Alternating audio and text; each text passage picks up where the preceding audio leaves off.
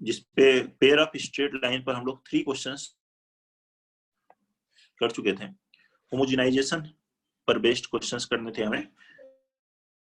ऐसा हमने last class में पढ़ा था कि जब किसी कर्व को एक लाइन इंटरसेक्ट करती है तो उन इंटरसेक्शन को ओरिजिन से ज्वाइन करने वाली लाइंस की ज्वाइंट इक्वेशन अगर लिखनी हो तो उसके लिए होमोजेनाइजेशन को यूज करते हैं। कर्व की इक्वेशन को होमोजेन है मतलब डिग्री सेम बनाते हैं यूजिंग इक्वेशन ऑफ लाइन। तो लिखेंगे इसे, find m if lines joining origin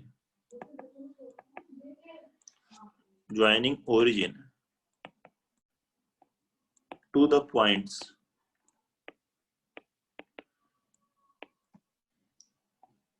common to square plus y square plus x minus 2y m is equal to 0 and x plus y is equal to 1 are at right angles.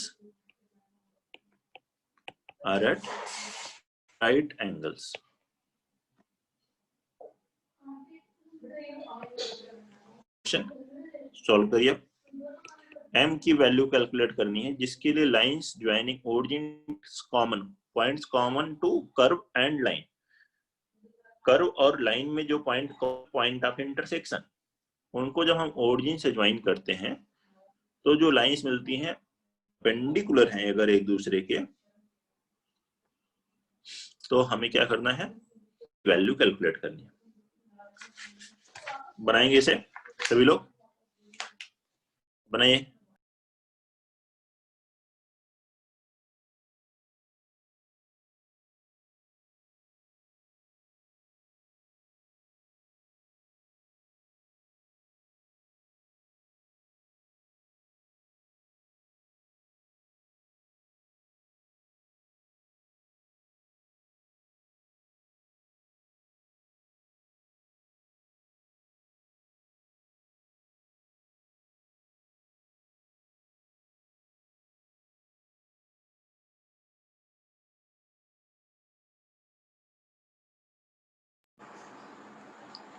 बनाइए जल्दी से, और answer आ जाए तो बताएं। Sir m 3/2। m 3/2। Yes sir. वापस check करो calculation. Sir m 1/2। m 1/2। वृंदा सही है बेटा, 1/2।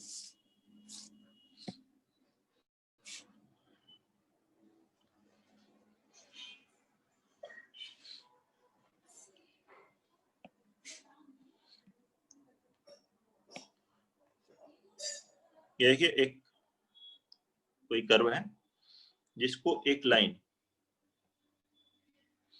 इंटरसेक्ट कर रही है 2 पॉइंट पर, मान लीजिए वो A और B है।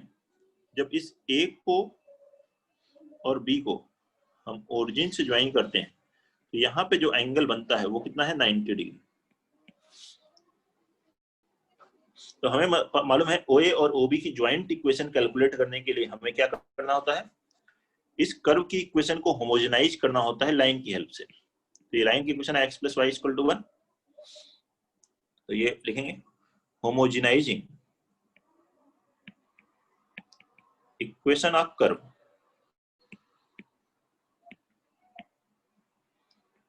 Using line, we get. Curve की इक्वेशन क्या है, x² + y²। इस x² y² की डिग्री तो 2 है, लेकिन x - 2y की डिग्री कितनी है, 1। तो 1 की x + y लिख सकते हैं। तो 1 के प्लेस पे लिख लीजिए x + y minus m into 1, 1 square की जगह लिख लीजिए x + y का स्क्वायर बराबर 0। अब ये होमोजेनियस इक्वेशन बन गई। होमोजेनियस इक्वेशन डिग्री 2 की राइट एंगल पे कब होगी, जब उनके a + b = 0 होगा। तो अब वो अप्लाई करके देखो सब लोग।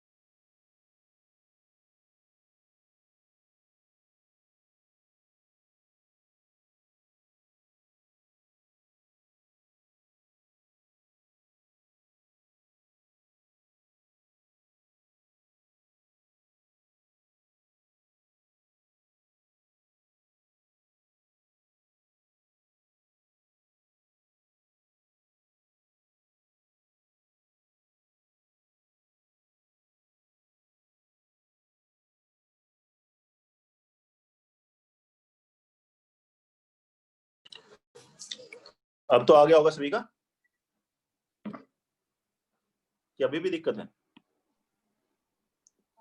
मैसेज नहीं आया अभी? हेलो, आ गया sir. Yes sir 1/2।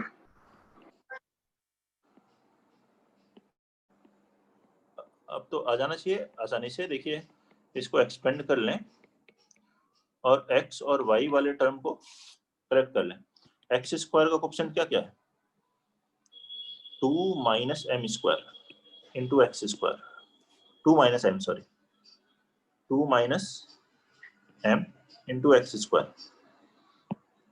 Y square का coefficient -1 minus m into y square. X y का coefficient -1 minus 2m into x y is equal to 0। अब ये परपेंडिकुलर होंगे तो coefficient of x square plus coefficient of y square is equal to 0। Coefficient of x square plus coefficient of y square is equal to 0। X square coefficient कितना हुआ? 2 minus m, and y square coefficient -1 minus m is equal to 0। Means 2m is equal to 1, means m is equal to 1/2।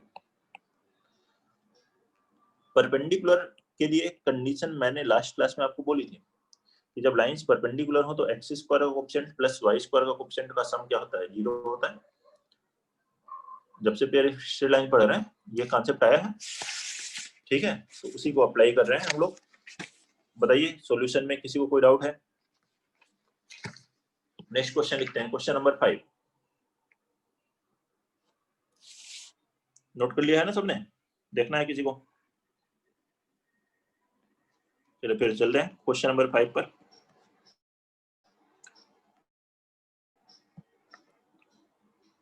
Question number 5 है, find the angle between lines.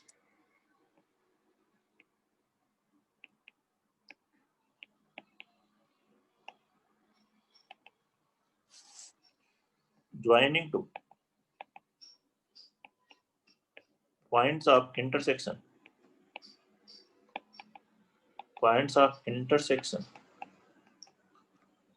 a line y is equal to 3x plus 2 and curve x square plus 2xy plus 3y square plus 4x plus 8y minus 11 is equal to 0।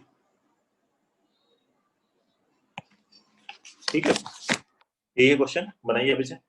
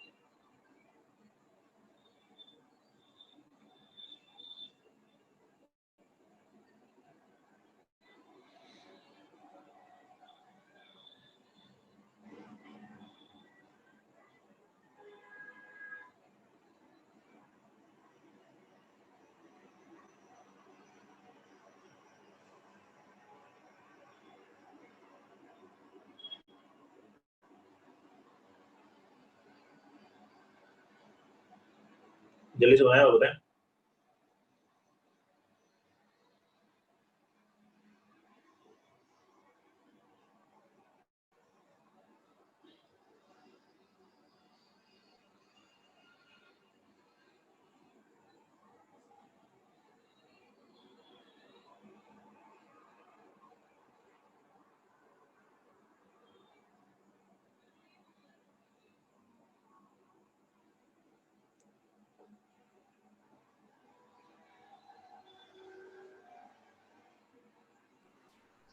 So tan inverse 2 root 2 by 3.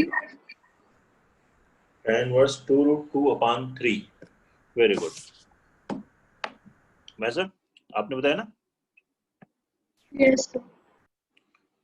और students भाई वैसे ही तो करना है, homogenization करना है। फिर से देखिए, angle between lines joining origin two points of intersection, ये एक कर्व हुआ, ओरिजिन से पॉइंट ऑफ इंटरसेक्शन इस लाइन के और इस कर्व को ज्वाइन करना है मुझे, और ये इनके बीच का एंगल कैलकुलेट करना है। ये पॉइंट ए, ये बी ले लिया। तो ज्वाइंट इक्वेशन के लिए इसको होमोजेनाइज करते हैं। होमोजेनाइज कैसे करा जाता है? y एक तरफ कांस्टेंट रखिए, पहले y माइनस 3x बराबर 2 लिख सकते हो इसे, और फिर minus 3x by 2 is equal to 1। 1 की वैल्यू 1 कैलकुलेट कर लेते हैं, वेरिएबल एक तरफ कांस्टेंट एक तरफ रख के। तो 1 बराबर क्या लिख सकते हो? y minus 3x by 2। तो अब होमोजेनाइज करेंगे our joint equation of OA and OB। ये आएगा x square plus 2xy plus 3y square plus 4x plus 8y into 1 के प्लेस पर क्या लिखे? y minus 3x upon 2 minus 11 into 1 square के प्लेस पर लिखे y माइनस 3x अपॉन 2 का whole square is equal to 0। तो यहां से आ जाएगा x square plus 2xy plus 3y square, ये 2 कैंसिल होगा, तो ये वैल्यू आ गई 2x प्लस 4y। मल्टीप्लाई कर दे तो कितना आ जाएगा? x को x से मल्टीप्लाई करेंगे तो minus 6x square plus 4y square minus 12xy plus 2xy minus 10xy। ऐसे इसको सिंप्लीफाई करेंगे, minus 11 upon 4 y square plus 9x square minus 6xy 4 से मल्टीप्लाई कर लीजिए और सिंप्लीफाई करें फिर। -20 प्लस यहाँ से आएगा -99 -199 एक्स स्क्वायर, वाई स्क्वायर देखिए 12 प्लस 4 और ये हो गया 7 to 4 28 minus 11 17 y square, x y कितना आएगा इसी तरह से 34 एक्स वाई बराबर 0, -17 से डिवाइड कर दीजिए तो ये कितना आ जाएगा 7 x square minus 2 x y minus y square is equal to 0। अब कंपेयर कीजिए तो a है 7, b है 1, h है -1, b -1। क्या फार्मूला क्या होता है 2 into under root h square minus ab by a plus b, 2 root over h square minus a b upon a plus b. ये फॉर्म लगाएंगे यहाँ तो 2 रूट ओवर एच स्क्वायर -1 का स्क्वायर 1 माइनस ए बी तो आ गया +7 अपान a plus B 7 - 1 8 2 root 2 आया, एक 3 cancel हुआ तो आ गया 2 रूट 2 अपान 3 6/2 3 बन जाएगा। तो थीटा आ गया tan inverse 2 root 2/3। This will be the angle between the lines. Note कर लीजिए, कोई भी डाउट है तो बताइए इसमें।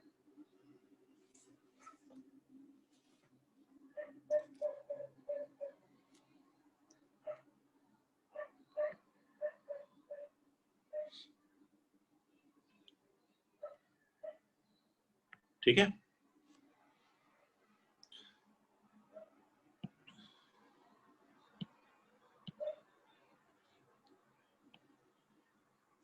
नेक्स्ट देखते हैं फिर।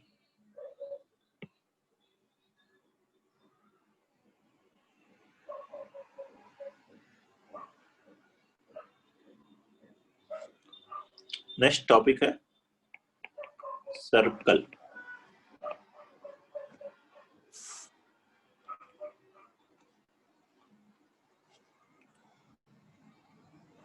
सर ये अब इसका नेक्स्ट सब टॉपिक स्टार्ट हो गया। सब टॉपिक नहीं, अगला नया टॉपिक है कोऑर्डिनेट ज्योमेट्री का second topic circle. Coordinate geometry में पहला topic straight line, straight line में ही था पेयर ऑफ स्ट्रेट लाइन। ठीक है, ओके इस पर अब अगला हम लोग टॉपिक सेकंड टॉपिक है सर्कल। फिर थर्ड टॉपिक है कोनिक सेक्शन। कोनिक सेक्शन में 3 टॉपिक है, पैराबोला, एलिप्स और हाइपरबोला। ठीक है, पैराबोला, एलिप्स और हाइपरबोला। हम लोग स्ट्रेट लाइन फिर सर्कल पढ़ेंगे, उसके बाद कोनिक सेक्शन में न जाकर के पहले हम लोग P and C permutation combination पढ़ेंगे, फिर बाइनोमियल पढ़ेंगे और उसके बाद वापस कोनिक सेक्शन पे आएंगे। ठीक है, तो सर्कल टॉपिक हम लोग पहले पढ़ेंगे कोऑर्डिनेट ज्योमेट्री का इसके साथ। तो इसमें हम लोग सर्कल की डेफिनेशन की बात कर रहे हैं।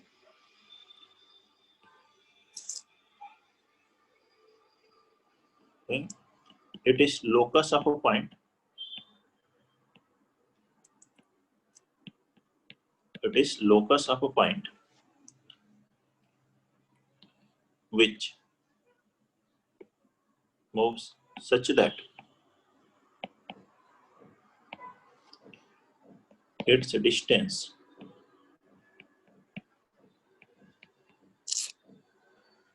from a fixed point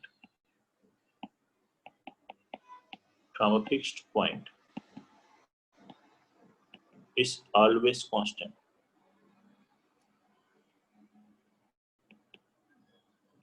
Its distance from a fixed point is always constant. ये क्या है? लोकस एक पॉइंट का, लोकस हमेशा मूविंग पॉइंट का होता है, तो P मूविंग पॉइंट है। लेट अस अज्यूम अगर C एक फिक्स पॉइंट है, ये P मूविंग पॉइंट इस तरह से मूव करता है कि इस फिक्स पॉइंट से डिस्टेंस हमेशा सेम रहती है। ये फिक्स पॉइंट है लेकिन P मूव करता है, ये डिस्टेंस कांस्टेंट रहती है हमेशा। मान लीजिए वो डिस्टेंस R है, P यहाँ भी चेंज हो गया तब भी ये डिस्टेंस R है, P कहीं और मूव करे ये R ही रहता है। ये डिस्टेंस हमेशा r रहती है, तो ये p किसके ऊपर मुंह कर रहा होगा, एक सर्कल पे, जहां ये जो फिक्स्ड पॉइंट c है वो उसे कहते हैं हम लोग सेंटर ऑफ द सर्कल, और जो ये फिक्स्ड डिस्टेंस है और कांस्टेंट डिस्टेंस है that is known as radius of the circle.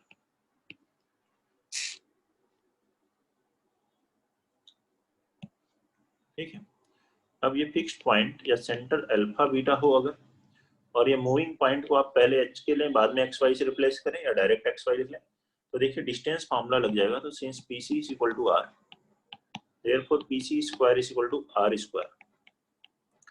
तो pc डिस्टेंस फॉर्मूला लगाए तो x माइनस अल्फा का square plus y minus beta का square is equal to r square. ये इक्वेशन ऑफ सर्कल है जहां हमने सेंटर का है या अल्फा बीटा और रेडियस कितनी है, r है। तो इससे हमारे पास सर्कल की इक्वेशन आ रही है x square x minus alpha का whole square plus y minus beta का whole square is equal to r square. This is equation of circle where centre is alpha beta and radius is r।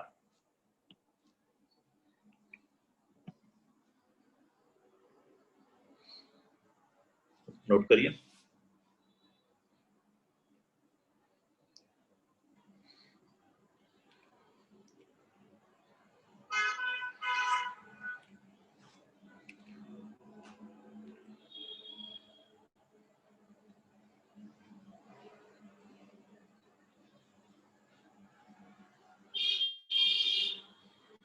लिख लिया?